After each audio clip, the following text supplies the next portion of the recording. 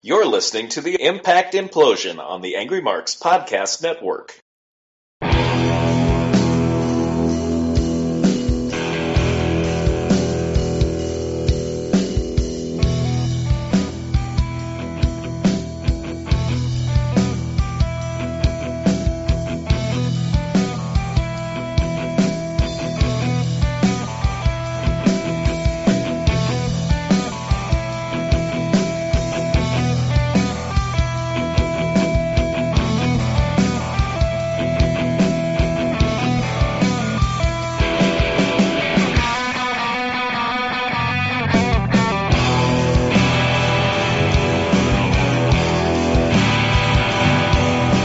It is March 9th, 2016, and it is another episode of the Impact Implosion here on the Angry Marks Podcast Network.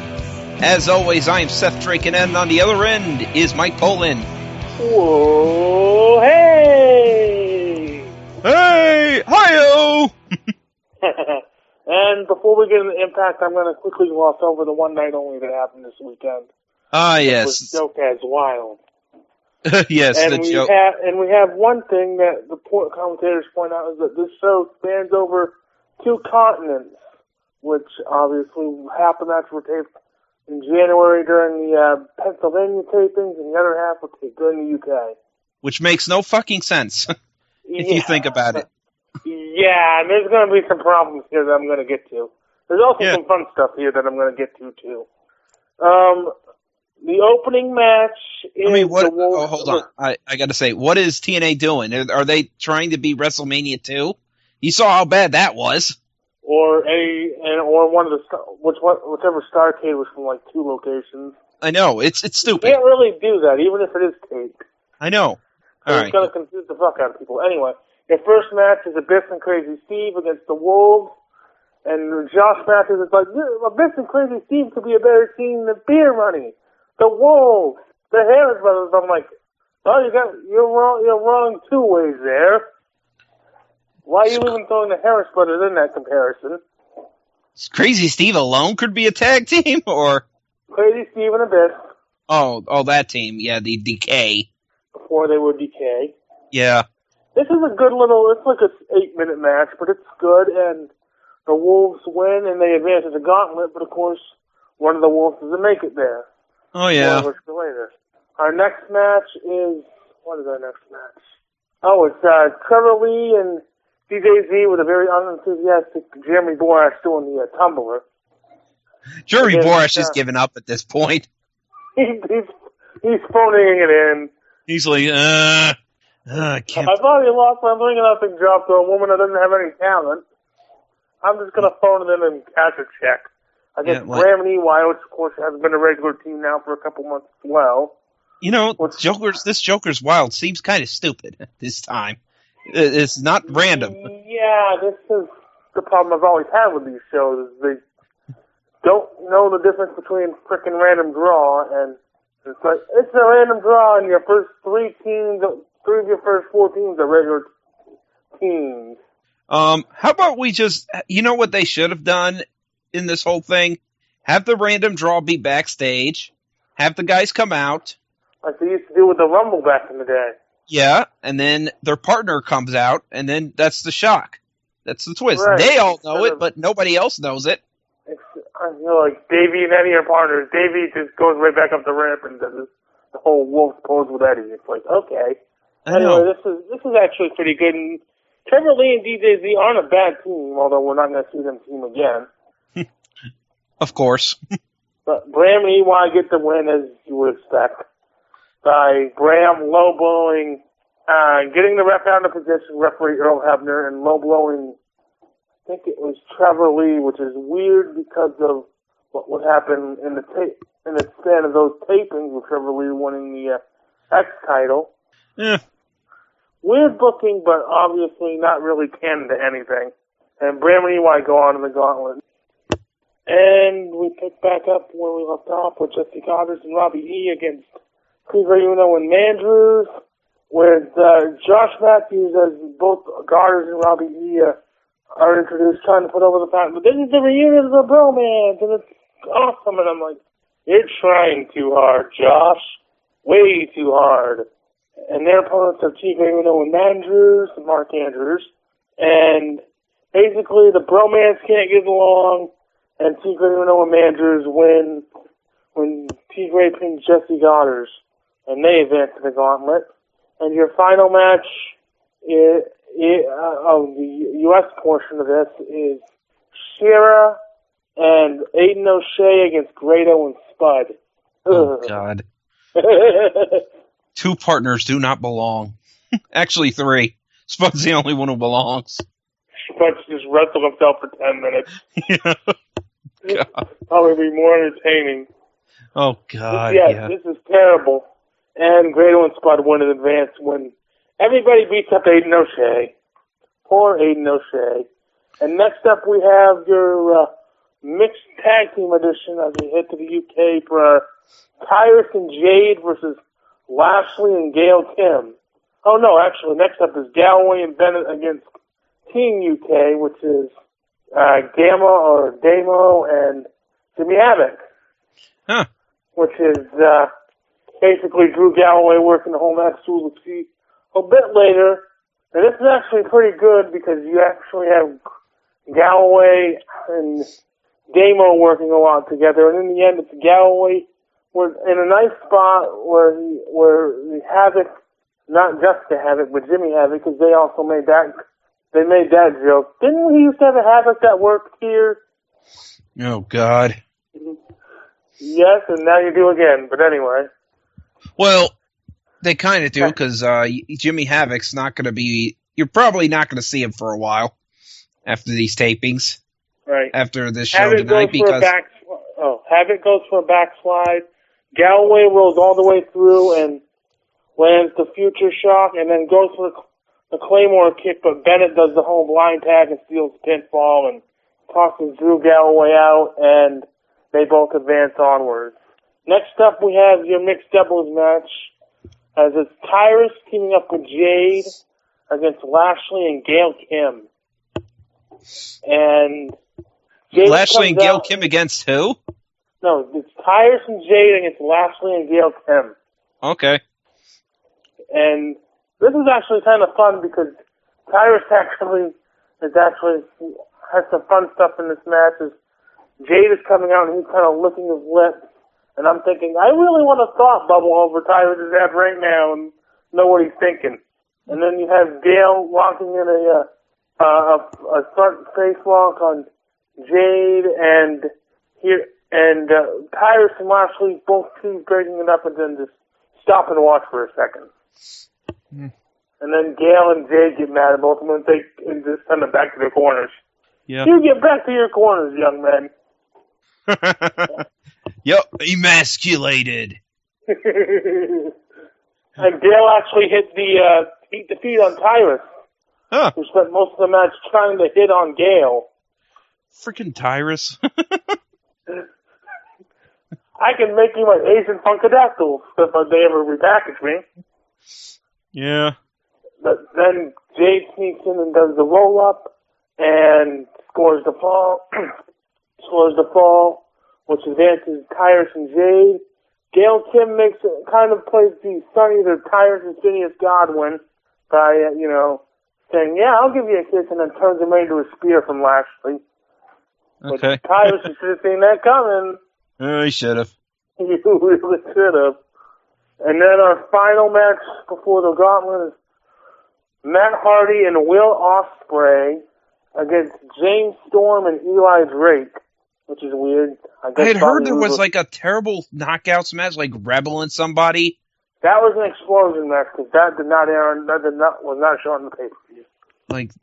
Like Rebel and somebody was in a Joker's Wild match. Oh, thank God that didn't air. That was not shown on the pay-per-view. That's an explosion match. It was the Beautiful People against the Dollhouse, Chapter 3,915 of a feud you don't want to see anymore. Yeah. And much like we saw in the Galloway-Bennett match, Matt Hardy makes Will Ospreay do all the work, and Ospreay actually hits a nice red arrow, but it's kind of bossy. He kind of hit it on the knees of Drake and not the chest. And then Matt Hardy steals the fall, which brings us to the gauntlet, which is, Bennett and Mark Andrews are the first two guys in. And then it eliminates Andrews first. Then we get all the guys piling in. Jay gets eliminated after Maria yanks her off the apron for some reason, which is a weird thing. And the final two are Drew Galloway and Mike Bennett. And Galloway eliminates Bennett to win. Yay, this show is over. Okay, because originally it said Tyrus and Rebel were teaming up. Thank God. No, it's not Rebels. Oh, thank God. I was about to say. That means we would have had 3 bad workers in that match. Gail Kim would have to carry the whole thing. Well, Franklin's not terrible. Well, he didn't have to do a whole lot. No. But, yeah, thank God that fixed Do up. we have any news this week before we get into Impact? Well, we have one bit of news, and that is, well, I have 2 bit of news. First of all, the UK tour did not do as well as TNA had. It dropped the number of viewers. Not viewers, but attendance. You don't say. Yeah, that and would explain why people weren't getting paid. We missed last week. Oh, yeah, talent and stuff were getting paid. Apparently that's been fixed now. But, and the fact that they weren't giving travel information for the tapings, which, of course, were just announced Monday. Yeah, they were announced, Monday, that they're doing a set next week of tapings. They're doing a live Impact on next Tuesday, which we'll talk about, of course. Uh-huh. And then they're doing Wednesday and Friday and I think Saturday Impact. And then Thursday they're doing one night only tapings. Yeah. For Knockout, Knockdown, and the World Cup. Oh, yeah. The TNA, the World Cup of Wrestling. The World Cup where it's basically just all of our guys. It's team this or team that, or not countries or anything, but team freaking this one guy. I'm guessing it'll be like Team Matt Hardy, Team EC3, and like it is every year. Team Bobby Roode and Eric Young. Yeah. Yeah, it's gonna be like that again. That's stupid. But they can't afford. They can't afford national talent. They're booking outside talent, as I'm hearing, but I'll be interested to see who they actually get for this. Yeah, also, the one news is you won't be seeing Jimmy Havoc again for a while. He tore his MCL and ACL. You don't say. We'll talk about... Yeah, you don't say after doing a dive off the frickin' penalty box in the mountain. I think he got hurt at a house show, not a house show, but another a European show. I don't know. I don't think he got hurt during TNA, but he got hurt. Yeah, he's basically. Of TNA, let's get into Impact. Yeah. Let's get into Impact here. We start off with a montage of Kurt Angle's TNA moments as tonight. Let the Kurt Angle ass kissing begin. It's the last match against the turtle known as Franklin. And Dixie Carter starts the show. Oh boy. And they make sure all the faces are outside the ring. None of the heels. Can't put heels out there. Kayfabe and all that shit. Kayfabe and all that shit. I don't know, but Kurt Angle comes out. And Dixie gives Kurt Angle the biggest verbal BJ we have ever seen. And she is crying while doing it. Oh boy. And then Drew comes in and says, I came to TNA to want to wrestle the best wrestlers. And I am like, Drew, you came to TNA because WWE released you. You were fine. You were fine with the 3-man band shit. And he said, all this, respect you, Kurt. And then Kurt Angle thanks a lot of people. Thanks, like, the Wolves. Thanks a lot of people. And then here comes Franklin, who has a mic. God. And for 4 times, thank you, Kurt. Thank you, Kurt. Thank you, Kurt. Thank you, Kurt. Would you take your freaking final bow already? Oh.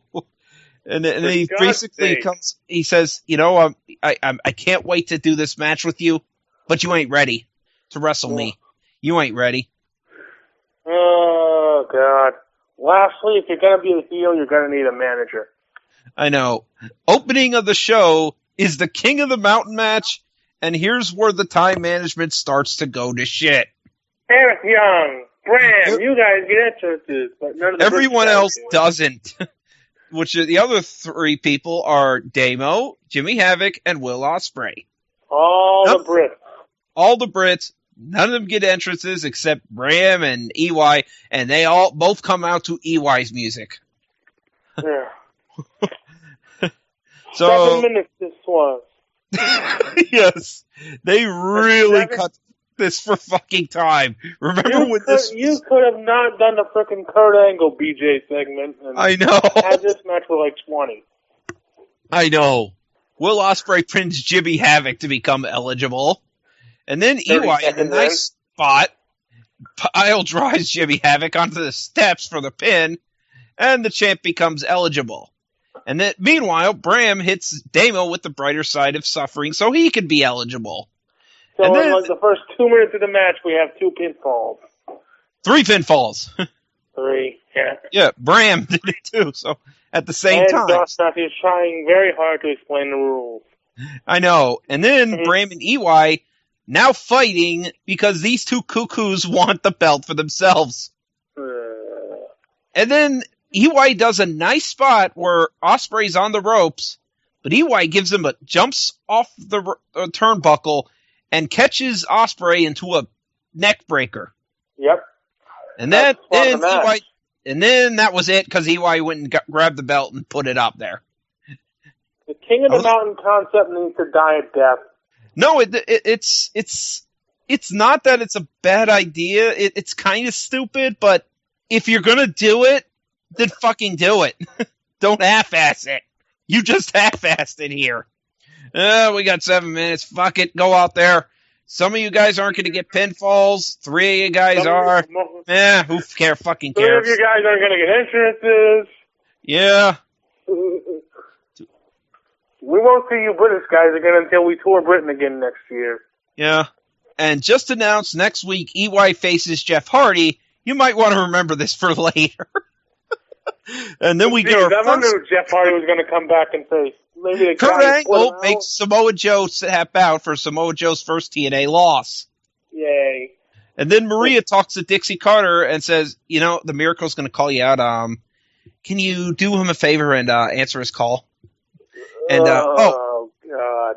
Oh, and I want to help the Knockouts division. I think I have some ideas. And Dixie's like, I saw what you did to Gail, and no. I didn't like it, so actions speak louder than words. No. And then we get another Decay video, which, if you didn't know any better, Marilyn Manson was part of the Decay now. Oh, Billy Corgan's influence. I know. So, Mike Bennett hits the ring and wants to talk about the Miracle in the ring. The same promo we cut every week. This company needs him more than ever with Kurt Angle leaving. No, they don't. And he says, Dixie Carter, I want to be named #1 contender for the world title. You've done nothing to deserve it. So Drew comes out, and he has a fucking briefcase that says he gets a world title. And Drew says, nothing gets handed to you here. This isn't a charity. If you want a shot, fight. Don't talk. More fighting, less talking. So Drew's like, well, this must be a charity for you, because you won this briefcase on a stupid-ass game show thing, and you begged yourself, Kurt Angle, to get a rematch, even though you couldn't get it done the first time. So get out of here, Drew. Go tell Dick, get Dixie for me. And Drew's like, oh, I could do that, or I could do this, and decks him. In the mouth. And they beat you in the mouth. Yep. And then basically they get into a fight. Drew's about to hit the Claymore, but Bennett runs away saying, you ruined my moment! If that was your moment. And then another Kurt Angle moment as Kurt wins his first TNA title in the King of the Mountain match. The same match that was only given 7 minutes in our opener. Next is Gail and Jay. Actually, first, backstage, the Wolves are talking with Kurt Angle. And Kurt puts over the Wolves, says, you're great guys. And says, I noticed, Davey, you were using my ankle lock. He's like, well, I used it in the indie. I used it before here. And he's like, no, it's okay. Ken Shamrock allowed me to use it. Gave me a chance. first did the ankle lock, and he passed it on to me, and I'm like, that is, congrats on mentioning Kurt Angle, Ken Shamrock doing it first, but I don't remember him ever passing it on to you, but did he ever? Angle's delusional there. Yeah, all I remember is Kurt Angle just started using it, and that was it. I don't remember any okays or anything, or Ken Shamrock didn't complain, but that's not exactly even if he did, no one would be able to understand him. Yeah, that's not exactly him passing it on to you. He just didn't have a problem with it. So, and he says, "You guys succeed tonight. I'll teach you some variations on the hold." So Jade, after a commercial break, Jade is in the ring. I would like to add that Jade is in the ring, getting the jobber entrance in a title match. Whoops. Her big title match. She's a jobber. And she gets a jobber entrance, and here comes Kabuki Taker. Kabuki Taker! And actually someone said, that's nice. I'm like, yeah, I've used that for a long time. Used that for a long time since her entrance and stuff. Since her entrance had that little and then her music, and then her freaking hood looking like the Undertaker, trying to look like the Undertaker here. And so Jade breaks out a German suplex. Yep. Only gets a 2 count, and this was actually a good match, so I'm gonna give them credit. And it ends with Gail rolling through on the crossbody. Yeah, this was just Gail getting freaking lucky and winning the match. And this would have been perfect, except Jade got a jobber entrance. Oh, and Jade winning as well would have been great, but the fucking entrance is what kills me. This would have been something with Maria, unfortunately, I have a feeling. What? So they're building to something with Maria. I know, but God, you could have given this great match some time. If Jade got the entrance, people watching at home would have actually wanted to watch this. Would have actually been like, oh, is she going to do it? Is she going to do it? Nope. Instead of at this point where they're just like, when's Gail going to win? You've already basically said it. Speaking of jobber entrance, is our next match. Actually, we had first a montage of Spud's betrayal and then EC3 beating his ass, and then the announcement of EC3 getting another world title match against Matt Hardy, and Matt's upset. He says, bullshit! I said I was done with you. And I was about to got lost. Who did you get? Did you get Dixie Carter? It's supposed to be bullshit on Matt Hardy being a hypocrite, but yeah. And then, are you fucking kidding me? After a commercial break, both Beer Money and the Wolves are in the ring. Because apparently we're going to have our tag team title match right now with no entrances whatsoever. None. Nothing. Whoops. They're both in the ring. And the Wolves are just basically posing. And I'm like, this is Beer Money's cash-in. This is a cash-in moment. Beer Money's cashing in. They've hyped this up. Beer Money, last week they hyped this up that Kurt Angle wanted to see this match. And they basically showed no fucking care with this lack of entrance. As a good friend of mine, Big D, would once say, this is rinky dink. Yes. Rinky dink. This is like when they would do the Jobber Showcase matches on the old WCW shows. I know. Jobbers in the ring. And this match is happening. Then we would have a commercial hyping Jeff Hardy's return. It's like, is Jeff Hardy going to face Eric Young, who broke, or is he going to go after his brother, the world champion? And I'm like, too bad. Too bad. The commentator's already said he's facing EY next week. He's going to beat EY, Matt's going to beat EC3, and then Jeff and Matt will be your next feud. Yeah. God. So we'll get into the problems with that at the end of the show. Back to the match, which was interrupted by this commercial break. Davey Richards actually locks on the ankle lock, and while he's doing that, he also got a leg lock on Storm. Just a nice little move. So somewhere, I don't know where, they might have shown it, they might not have, but Davey Richards got hurt. Did you see this? I did not. Apparently, somewhere in this match, Davey got hurt. So the last few minutes of the match were Eddie Edwards fighting both members of Beer Money, and eventually Beer Money hits him with the DWI, and they get the tag belts. And as Beer Money's celebrating, we see out of their corner of our eye Eddie Edwards being helped to the back.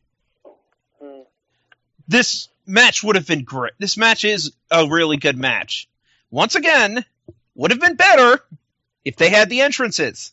Yep. Once again. TNA does this. You need to fire your producer and get a new one. TNA fucks up this whole thing, makes a match that could have been good, okay, great, good, but not great. Not what it could have been. You had a great show on you. This is probably the best show of your UK tour this year, sadly. But you basically do these stupid things. And speaking of stupid things, our next segment. Well, Franklin, Drew Galloway's about to talk, and Franklin comes up and says, you know, after Kurt's done, there's going to be a new top dog in here, and you're just not ready. I'm guessing that's his new phrase. You're not ready. And then a commercial, then TNA is showing videos of the fans saying thank you, Kurt, via Twitter. This is like when WWE tried to use tout. Or when they tried to do the stand up for WWE when Linda's camp was spending $50 million and getting crushed. Stand up for WWE as tech. Save my wife from getting her ass kicked in an election. What, that didn't work? How? You don't say. How could that have failed? And Mike Bennett comes up to Kurt Angle and says, you know, Kurt, whatever happens to you tonight, it's your fault. You could have had your last match against me. I wanted to beat you. You would have lost. And then Kurt's like, it's like, hey, if you have the itch to come back, I'll be waiting. Kurt's like, you better hope I never come back. You better hope that. So, oh God. Here we go. Grado. Grado jumps up, and I'm waiting for security, but no security. Grado says he has video proof, and he calls the producer, who is Brian Smith, apparently, Brian Smurf. Brian Smurf! Smurf!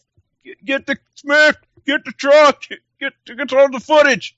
So, but no footage is ever shown because Eli Drake and Jesse Goddard come out. Yeah.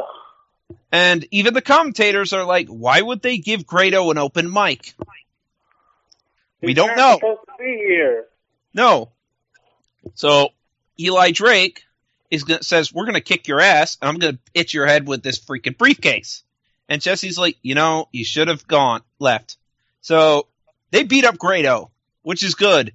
But then Mahabali Shera comes to save it day. Damn it. Yeah. Spoke too soon. Shera gets hit with a briefcase. Yay! Drake misses with the briefcase and hits Jesse. Boo! They're burying Eli Drake. I don't care about Jesse here, but they're burying Eli Drake with hits a stunner on Eli Drake and steals the briefcase. Get out of here. Excuse me for a minute. Ow! Ow! Ow! Ow! Ow! I thought you were turning into Bubba Ray Dudley for a second. I swear to God, this shit is making me ill, this Drake thing. Instead of me, it's just like a pill. Oh God, this fucking thing is just so bad. It's so fucking you're pointless. You're wasting a guy that could be a future talent in your company. I know. With this storyline.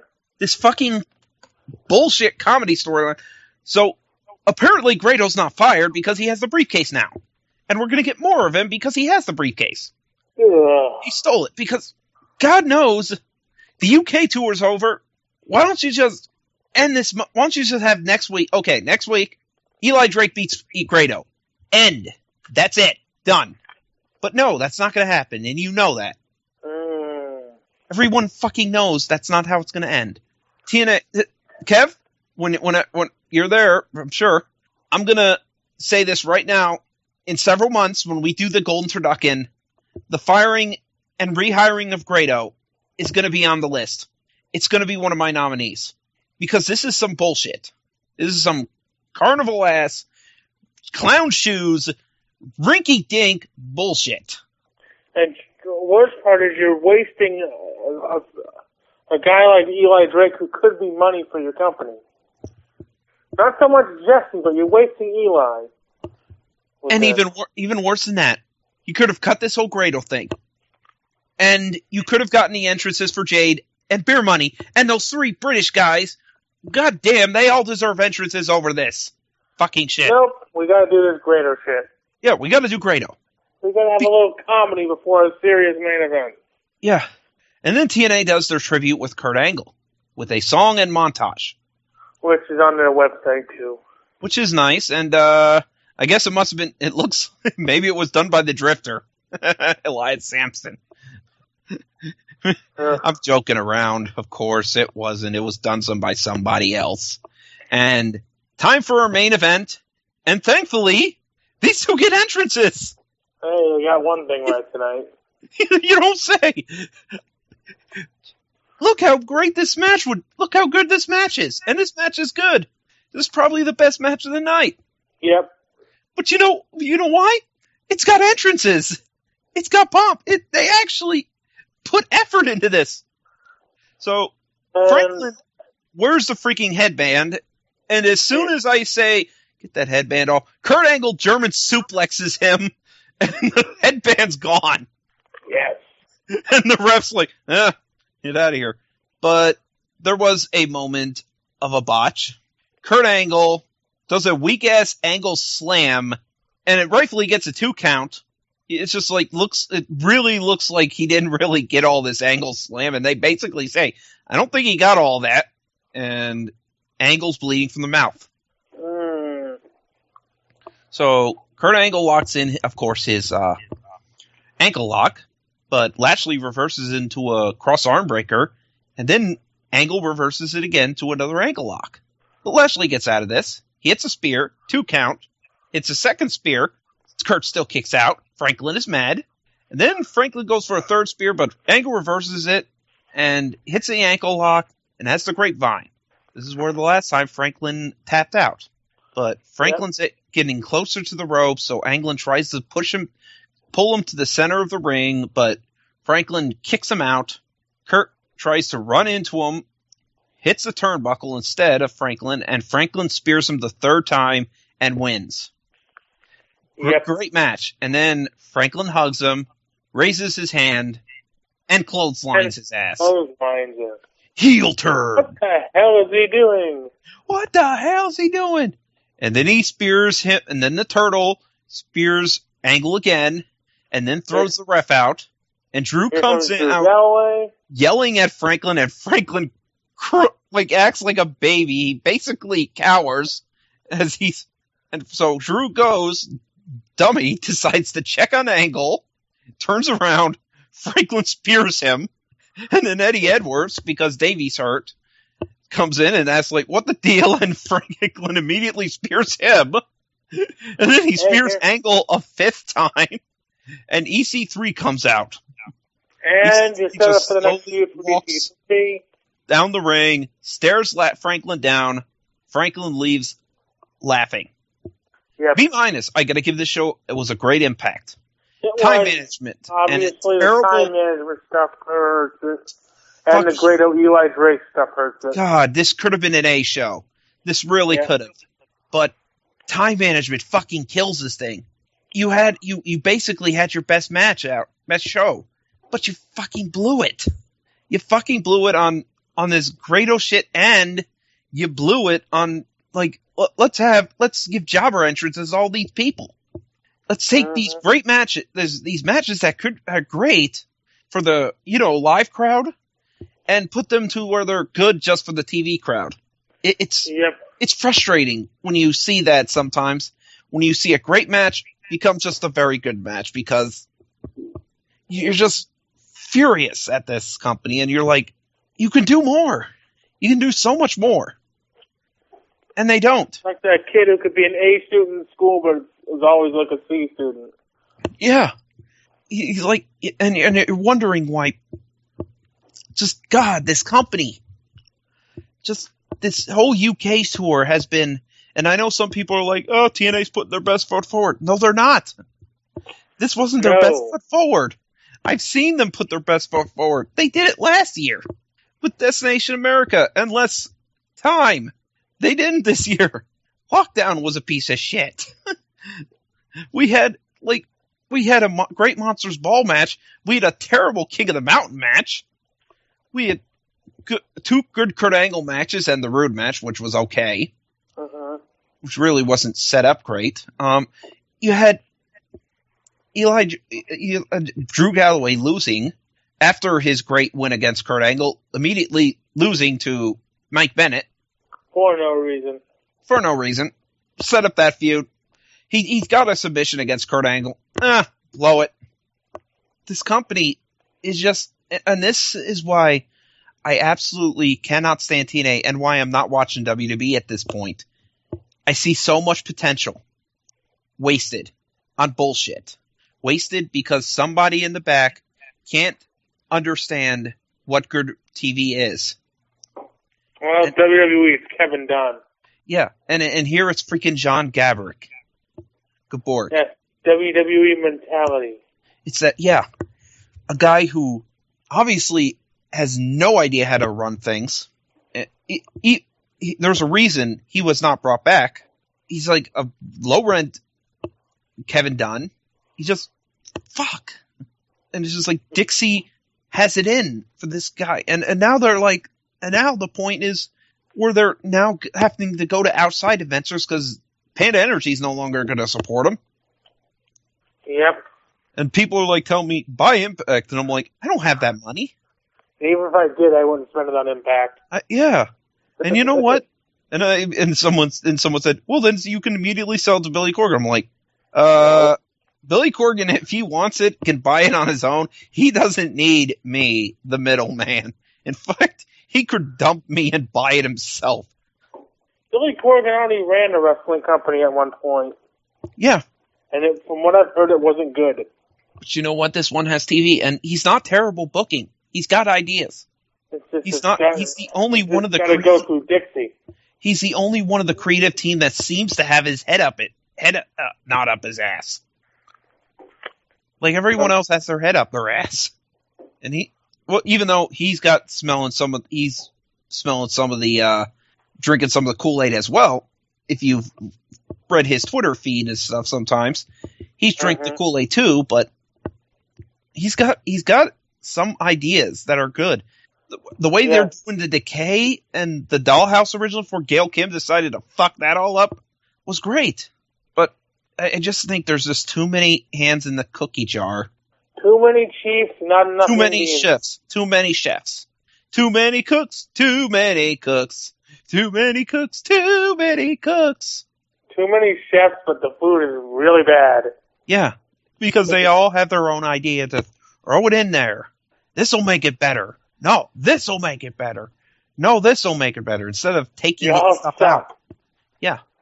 Instead of taking stuff out and fixing it, they just add it. Learn how to manage time. God, this is just time. This time management thing is just fucking killing me, and it's really buzzing my mood for a great show, a great final show for Impact on the UK. But God, this could have been so much better. Yep, and next week is live. Yeah, next week's going to be live. I wonder how they're going to do this one. Return of Jeff Hardy, Matt Hardy versus EP3. Yep. Plus other stuff. Plus other shit that probably won't matter. Probably like a Lashley promo explaining why he did what he did. We'll get Grado. Fucking Grado. And Eli Drake. More warning of Eli Drake. For Grado. Yep. And hope, we gotta pray that this is it. That great, back in the U.S., the fans don't like Grado. He's not big with the U.S. crowd. He's only big with the U.K. crowd. Yeah. And that's it. Yeah, I got nothing to sell for this week. How about you? I have nothing to sell either. All right, we'll talk to y'all next week. And I am heading to bed. Yeah. Good night.